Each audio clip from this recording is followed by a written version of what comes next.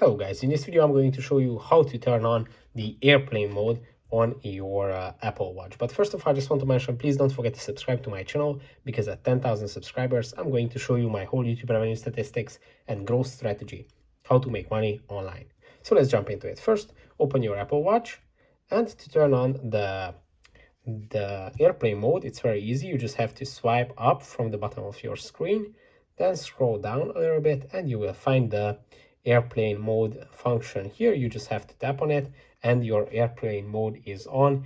It's safe to travel on the airplanes. So it's very easy. Again, just swipe up from the bottom of the screen and turn on airplane mode. You can also turn on all the other focus modes here as well. If you tap on this one, you can use the do not disturb mode, personal focus mode, sleep mode, or fitness, or any other focus modes that you have set up. But the airplane mode is this, and when it is turned on, you are going to see this orange color. So that's pretty much it for this video. I hope it was helpful for you. Don't forget to subscribe, and see you in the next one.